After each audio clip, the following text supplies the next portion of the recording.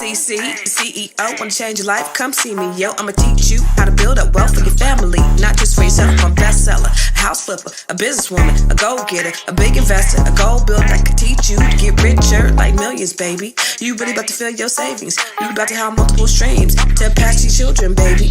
Let me teach you to get your credit on track in the long run. You'll make it all back at Catalyst and watch it all psychology black on firm, but we ain't all black. Hey, what's up, everybody? It's your girl, Constance Carter. What's happening? I'm live again. And so I'm on a podcast on Fly Nubian Queen few days out of the week with a few ladies. And so we had a conversation today, and I just kind of wanted to talk about a little bit more in depth about the discussion today. If you have been under a rock, let me just tell you about what's been going on. I don't know if you know who Teyana Taylor is and Iman Shumperts. Teyana Taylor is she's a singer. I think she's like a choreographer, dancer, all of the things. And then Iman Shumperts, which is her husband, is an NBA player. Their divorce just got finalized, so it's all over the blogs. And I don't really want to talk about the gossip piece necessarily. I really want to kind of talk about, the divorce, the process, the effects, the money.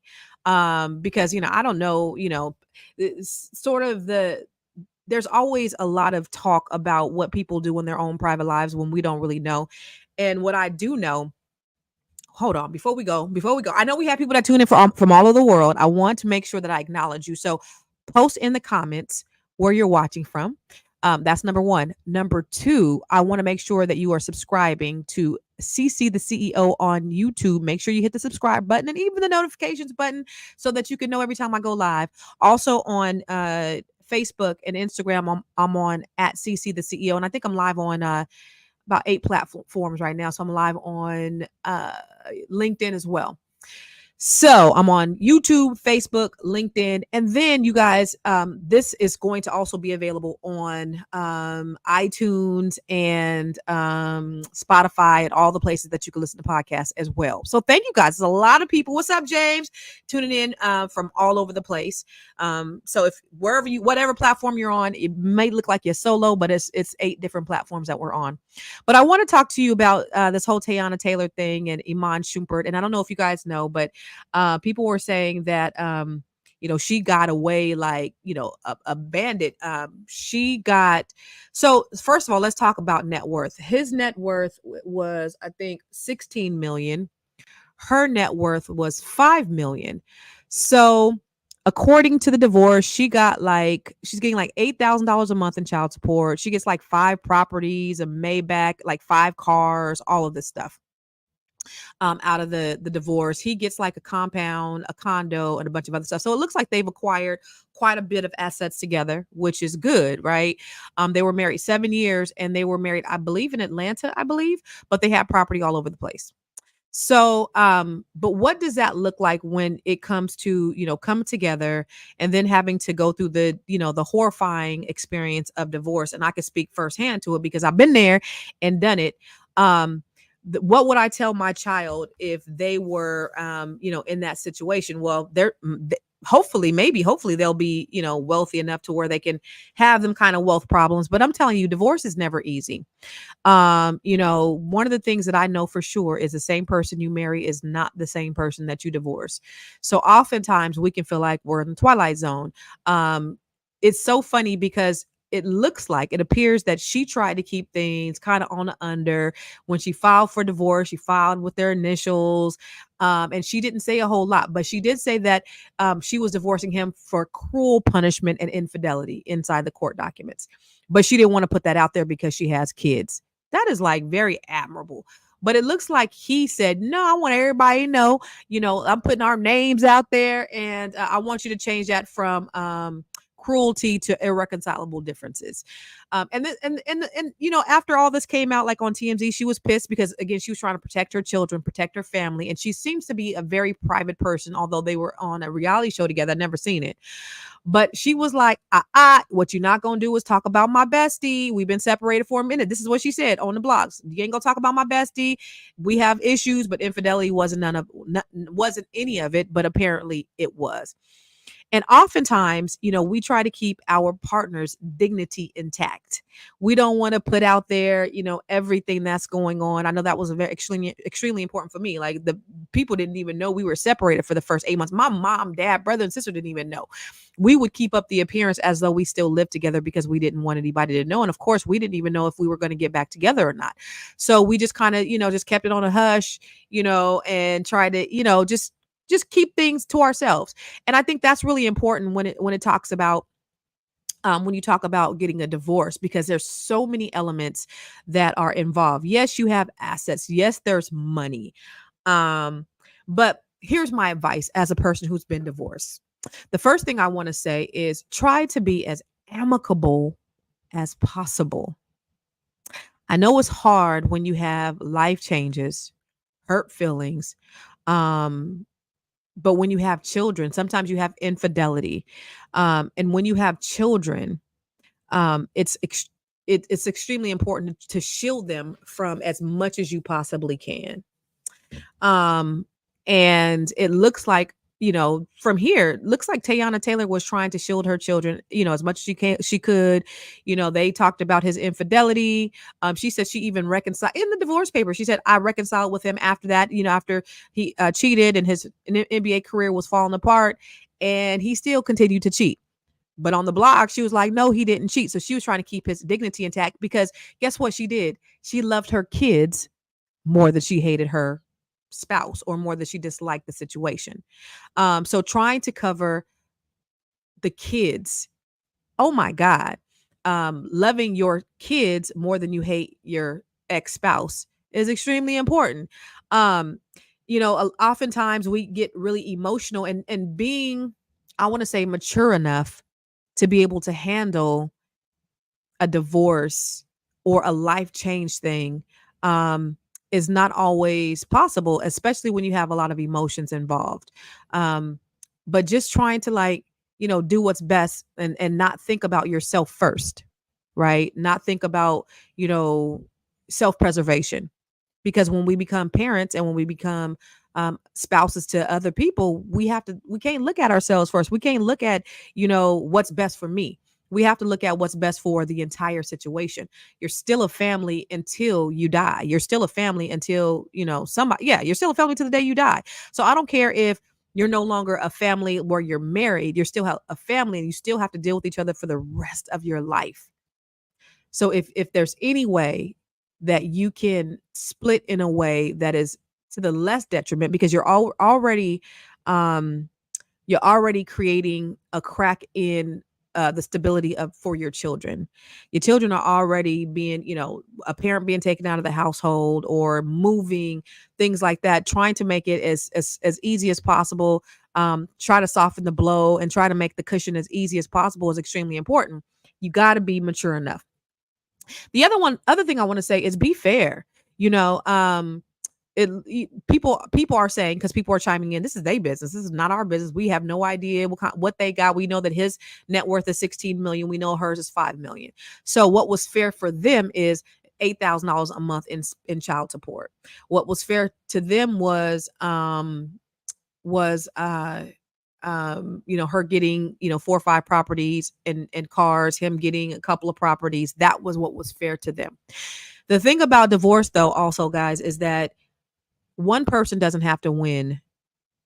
One person doesn't have to lose in order for one person to win. You really can't walk away with a win-win, as win-win as possible, right? Because you're already splitting up the family. You're already, um, killing the stability of the home for the children. But like you don't have to, like, punish the other party because you guys are no longer together. And so it speaks volumes to the character of the people that are involved. If it is your goal to make someone's life a living hell because they are no longer they no longer desire to be with you, what does that say about your character, and what does that say about who you've been the entire time? And so again, the person that you marry is not necessarily the person that you divorced. Like you see people's true colors when the rubber meets the road, when they don't have to be nice, when they operate on their own, however they want to operate. You see how people really, really, really show up when they have to do it on their own. And it's unfortunate that a lot of times divorce brings out the worst in people, but it is the reality.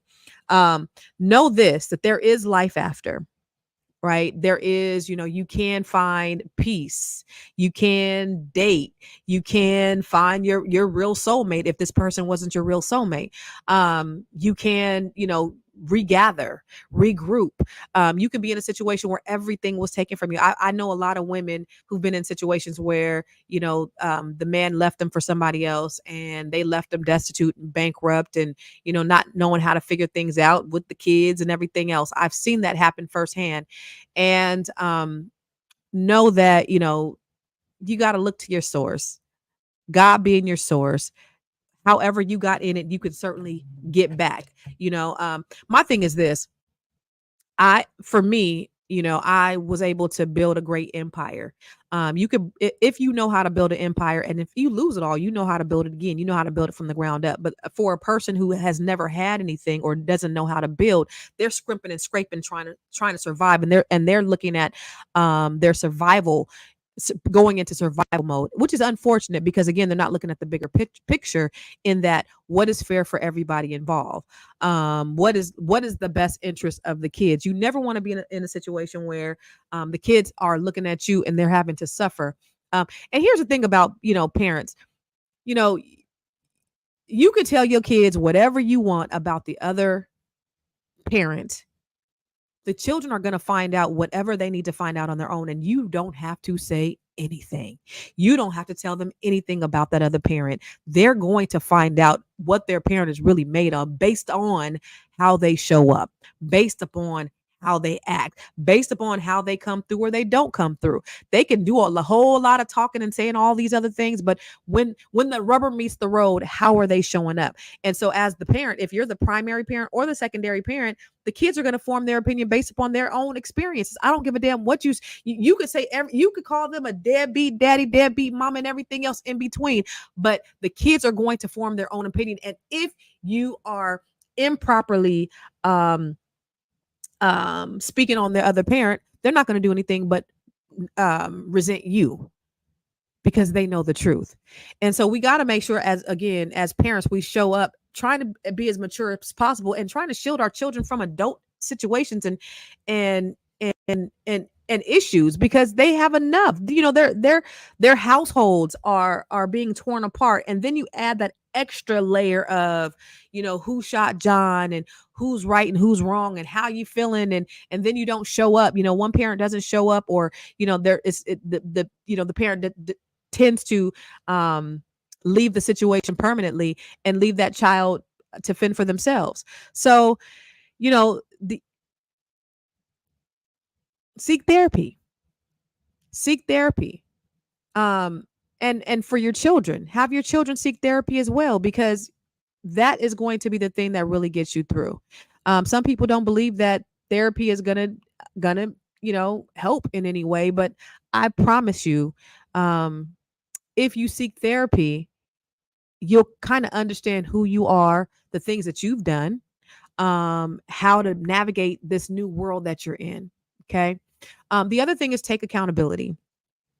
To there, everybody in a marriage is responsible for their own selves. There is no perfect person in a marriage. There's not one person who's ruined things over another. And you have to take ownership and accountability for your role in what you've done. And you know what I could say? I could say this personally. Um, I'm not a perfect person, and I was not a perfect wife or spouse or even a perfect parent. I know my limitations. I know that, I was very ambitious, out getting it. I traveled a lot. But that was out of the desire for me to create this life for my family. That was out of a desire to be able to create something that I didn't have and that I wanted for myself. And so I wasn't the most um affectionate but I was dutiful. I wasn't probably like, you come home from work after 10 hours, you want to relax. You don't want, I mean? So, but I did my part. And I can definitely say that I did my part as a wife, the best that I knew how to do, the best that I could. But I fell short. And what I did is I took accountability. I take accountability for me falling short, for me being human. Because there was nothing that I've ever done that I think was intentional. I always tried to live my life with integrity. Because I believe in karma. I believe in the things that you put out there are the things that you're going to get back. So if the person that you're with is not operating in the same manner, guess what? You don't have to do anything. All you got to do is keep being the best version of yourself, and God is going to bless you. I'm out here 3,000 miles away from where I was before, and God has just been blessing me tremendously. Having to start over, I can't wait to share some things that have happened probably in the next couple of months. I can't wait to share some of the blessings that I've been able to experience as a result of just being faithful and just trying to do the right thing and trying to live my life in the right manner, and just God just honoring that. You got to continue to just be accountable for yourself and be the best version of yourself. Um, would I marry? Oh, here's another one thing. Here's a thing too. There's a saying, hire slow, fire fast. You ever heard that saying, hire slow, fire fast? Be cautious in getting married. Don't get married because of a feeling. I used to tell my kids, even when they were little, don't be like mommy, daddy, and get married at such a young age. Live your life a little bit, have some experiences, um, before you decide to do that, because that's just my experience, right? I mean, some people get married very young and they last until they die at 80, 90 years old. But I just think that, in today's climate, I think that we should really just kind of live life for a little bit so that we can really evaluate what it is that we want. One of the things that I tell my kids all the time, I say, look at that person's parent, because they end up becoming their parent in some ways. Look at that person. Look at how that person's parent are. I don't care how they are now. At some point, they're going to end up being their parent. And you got to think about, do you want to marry this person's parent or parents? That could be a scary thing. So, if the person is really nice right now, you got to look at how the parents act and how, and how they were raised before you get into that, because um, you never know how things could show up later on down the line. So, kind of, just evaluate situations a little bit better. The other thing is with that, so be very cautious when going into the marriage. But the other thing is to know is you don't have to stay. You don't have to stay for a long time. You don't have to stay for the kids. You don't got to thug that shit out for the rest of your life. You don't have to. Um, I know that we're taught that, this contract and this covenant, this commitment that we made with God is extremely important, and that, for better or worse, and through sickness and health until death do us part. And you go in there thinking that. But if you're in a toxic situation and you know that this is just not working, and you think that you are doing the kids a favor by staying, you end up doing a disservice to your children. And I can say that firsthand. You end up doing a disservice to your children because they end up seeing more toxicity inside that than they would have. My kids constantly, all of my kids constantly say, Mom, why did you stay so long? Like, you put us, like, we had to deal with extra added stuff because you stayed so long. Mom, why didn't you see this and this and this? And I'm like, God stayed for you. They're like, no, Mom. So, I think it's extremely important that we look at situations and we know that we don't have to stay for the rest of our lives if it's not working. And that's something that I think that is a great takeaway. We think that we're doing things for the children and we're really hurting the children. And women, you powerful women out there, like, if you are with somebody that, listen, I don't, there's a lot of debates on social media and on these podcasts about marrying down or, marrying a man that ain't got what you got. And I don't really subscribe to that. Right. I don't subscribe to, they gotta make more money than me, or I don't subscribe to that. My thing is this. I want a man who could teach me something. I want a man who has some wisdom. I want a man who can lead me. I want a man who can make good decisions. I don't want to be the man. But they don't gotta like make a certain amount, and I'm not stressing or tripping off of that. So, all the debates on 50-50 and all that stuff, I think it's really about, do you have a man that's going to make sure that you have the security that you need? Do you have a man that's going to make you feel protected? Do you have a man that's going to make you feel loved? So women, for especially women who are bosses or who have your own career, don't ever feel like you have to shrink to be with someone because of their insecurities. And that's what shows up a lot of times too. And I know that there's a lot of like disparities in there amongst income between especially black men and black women. And, black women, we are the most highly educated demographic out there, and we out there killing it and we making money. First of all, the money doesn't make you. So just because you make more money doesn't mean that you are worth more. Okay. So you don't have to show up in any kind of way where you're putting that man down because he doesn't make as much money as you. If that man is showing up as a man in all of his masculinity, in being that security for you, him contributing, absolutely, him being able to lead and guide and direct you, him being a protector and a provider, and him loving you, I think that's more important than anything. Money is just a currency. It gets you what you need, but it doesn't make who you are. And I want you all to remember that money is simply a currency. Money does not it doesn't show who you are as a person. It doesn't show who you are as an individual. And if you can work together, I don't care who makes more money. Both of you, I do believe, a lesson that I did learn, that both of you should be making something. Both of you should be contributing financially to the household. I think that's important. I think it's important for a man to feel like he is um, contributing in a meaningful way.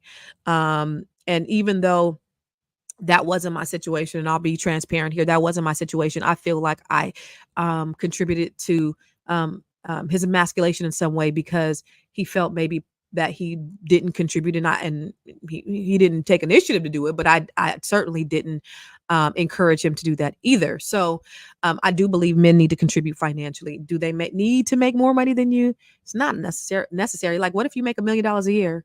Like, everybody, that's a very rare place to be. What if you make 500,000 or 200,000 and he makes 70 or 80,000? Like, that's just because you make more don't mean you have more control.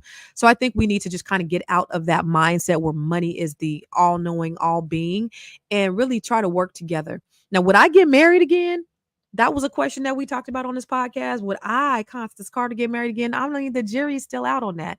When I first got a divorce, I was like, absolutely not, in no way, shape, form at all, because the smoke was still on my ass, hella heavy. Ashes is right here, all of that. Because when you get a divorce, the person is not the same person that you married, and I don't care how. For me, trying to take the path of least resistance, trying to be fair and amicable and all that other stuff. When you have other people in your business and you have other people in your ear and you have third parties and you have lawyers and all these other people kind of seeing from the outside looking in and like, oh yeah, she a boss, she make money, she got this, she got that. You could go for the jugular, get her this, take her for everything she has. Those conversations were had and I heard them personally. So for those of you who are maybe listening who actually said that, I heard you. I know. But you got to keep people out, and you got to just kind of focus on the bigger picture. The bigger picture is the family, the bigger picture is the kids, the bigger picture is that you still got to deal with each other even beyond the filing of the divorce. And if you can try to make things amicable for everybody and make things, as easy as possible for everybody, that's the thing that you should do. It sounds like Teyana tried to do that. It sounds like Iman was being very immature by trying to put their business out in the streets, but it made him look even worse. He's the one out there cheating. He's the one out there, he was a bigger star than him. He wanted her to stay home because, when she had kids, because he wanted to be able to take care of her. And she's like, I got my own career. This man is a basketball player, but she got a shoe. Like, When they will be out, the paparazzi would tell him to move out the way so they can get her. So that made him feel some kind of way. That definitely made him feel some kind of way. But you got to know who it is that you married, and again, we have to like evaluate the people that we marry to make sure that they're on board and they can handle our growth and the things that we have. And then when we when and you also have to grow in the same way. You have to be pouring into yourselves as you grow together. You shouldn't be pouring into yourself and they not pouring into themselves. Like, you guys both should be doing, there should be an evolutionary process. You should not be the same person you was at 15, at 18, at 20 when you're 45, 50 years old. You got to evolve into different people. And so I think that's extremely important as well, is as you're growing, you need to be growing together. So those are some things, some tips that I got, some things that I learned from this whole Teyana Taylor divorce. But divorce is, it's extremely tough. Don't let third parties come in and destroy it. I had to remind my ex that, and he certainly didn't listen, but when his lawyer was coming in and doing the things that she was doing, I was like, yo, this is our divorce. This is not hers.